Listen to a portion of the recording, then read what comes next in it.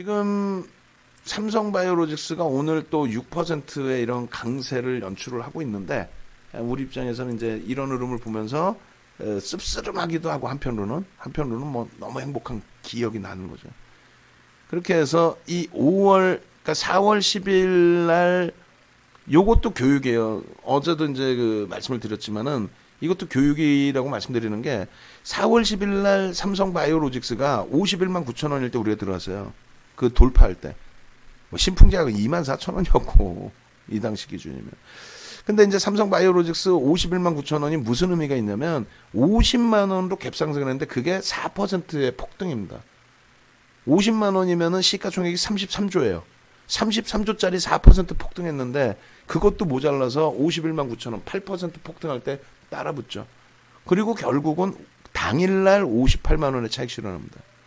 근데 실질적으로 58만 원이 아니라 문자는 이렇게 나왔지만 60만 3천 원을 찍어요. 그러니까 이날이 기억나시는 분들이 분명히 계실 거고.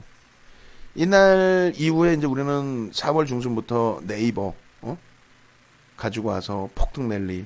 그러고 나서 네이버 전량 차익 실현 조금 일찍 했죠. 좀 일찍 하고 우리가 차익 실현했지만 27만 원, 30만 원 넘긴다. 그 수익보다 더 큰 수익을 내러 우리는 삼성바이오로직스로 옮긴다. 삼성바이오로직스 5월 8일 수익 10%에서 의약품 비중을 30%로 늘린 게 5월 11일부터예요.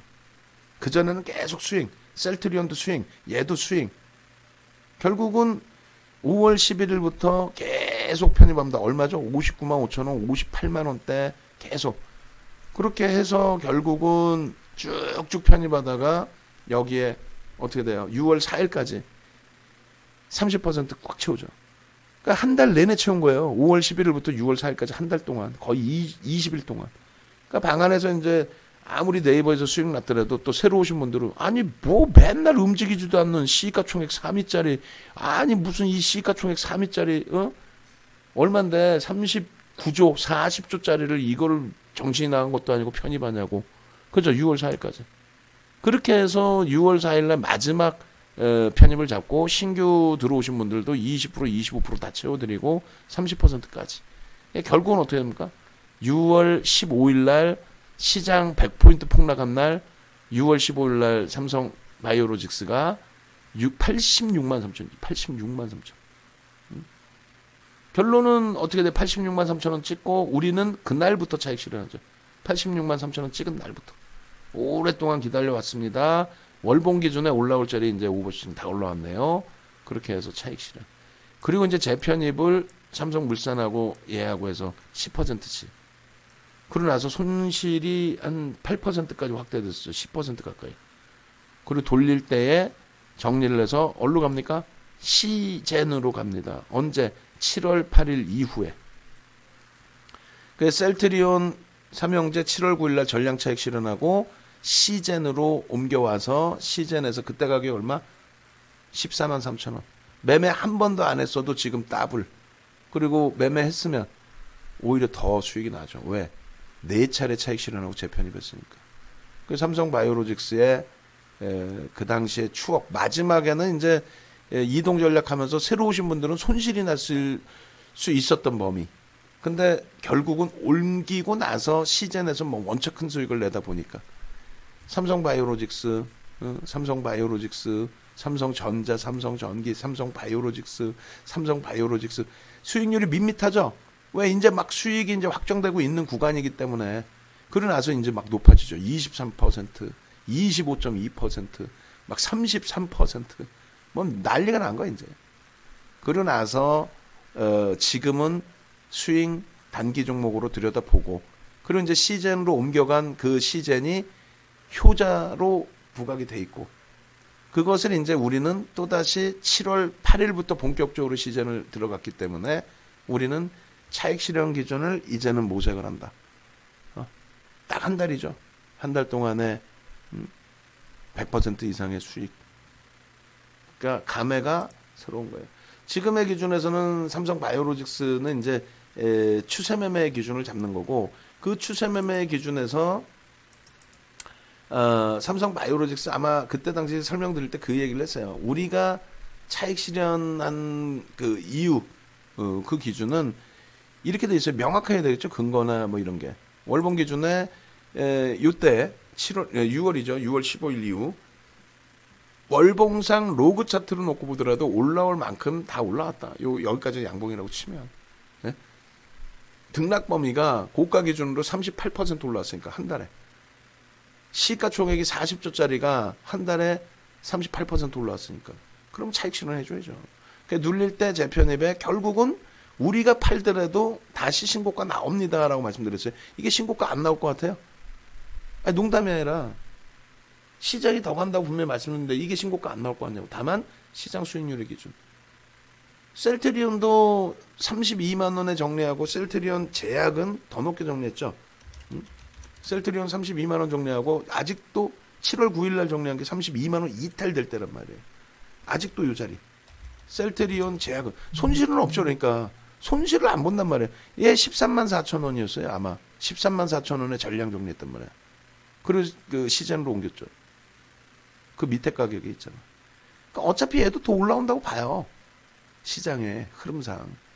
다만 이동하는 것은 시장 대비 조금 더 수익을 내려고 이동을 하는 건데 하여간에 IT 쪽에 그래서 기준점도 긍정적으로 보시고 어차피 다 움직입니다. 그래서 포트폴리오 구성 잘 하시고 그 다음에 삼성바이오로직스는 그래서 이때 그 기준에서 차익 실현하는 거죠. 오버슈팅. 월봉상 올라올 수 있는 자리 다 올라왔다. 왜?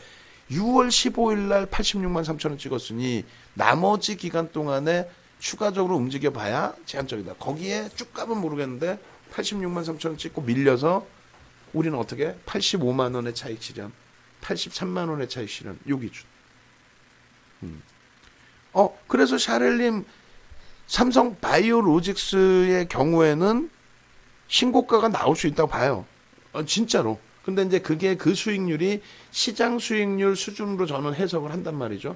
그렇다면은 이 삼성 바이오로직스를 뭐 오르고 있는데 오늘 뭐 꼬리도 없는 거의 꼬리도 제한적인데 여기서 뭐 정리하자 이런 개념이 아니고요. 가지고 계세요. 일단. 그리고 중간중간에 계속 물어보세요. 만약에 지난주라고 한다면 혹은 2주 전이라고 한다면 무조건 시즌으로 옮겼을 겁니다. 무조건 2주 전이라고 한다면. 왜냐하면 시즌의 시세를 더 실적 발표까지 놓고 보고 있었기 때문에. 근데 지금은 이제 실적 발표와 MSCI 편입 발표 이후의 변동성. 무조건 위로 간다라고 해석하지는 않는단 말이에요, 저는. 그래서 여기서 차익 실현을 전량할 수도 있기 때문에 옮겨가기보다는 그 리스크를 안고 가기보다는 안정적으로 이쪽에서 일단은 수익을 기준을 잡아내시고 삼성 바이오로직스를 우리가 들여다본 이유 중에 하나는 다른 게 아니고요. 이때는 나온 이유 명확하죠. 명확합니다. 월봉상 올라올 수 있는 자리 다 올라왔다. 윤정도 마음대로? 아니지. 6월 15일 날 시장 100포인트 빠질 때 올라왔는데 꼬리 달리더라. 오 땡큐. 꼬리 달리니까 우리는 차익 실현할 수 있는 기준점이 명확해진 거죠. 그래 차익 실현 단계별로 한 거란 말이에요. 전량 차익 실현까지 다 했죠. 그리고 눈물을 흘리면서 감동스러운 눈물을 흘리면서 눈누난마 하다가 사람의 심리가 어쩔 수 없이 밀리면 나만 두고 또 갈까봐 재편입의 기준을 잡은 겁니다. 예를 들면 LG화학이 지금의 이 기준이 될 수가 있어요. 그렇지만은 실패가 되더라도 가져간다라는 거예요. 업종 대표주 지금 장에서. 삼성바이오로직스는 이때 들어갔을 때 이 누적 수급이 지속될 수밖에 없는 이유를 말씀드렸죠. 지금은 일부 빠져나왔지만은 1년에 2번 코스피 200 지수에 대한 지금 분기별로 바뀌었나요? 하여간에 코스피 200 지수에 대한 편입 비중이 바뀌어요. MSCI 지수 관련해서 SK텔레콤의 편입 그 비율 자체를 높일 수 있겠느냐 뭐 이런 내용도 지금 이슈잖아요. 무슨 내용이냐면 삼성 바이오로직스 같은 경우에도 시가총액은 지금 얼마입니까? 6,600만 주짜리니까 50조가 넘어요. 그런 종목에 50조에 맞는 시가총액 비중을 다 주지 않는단 말이에요. 왜?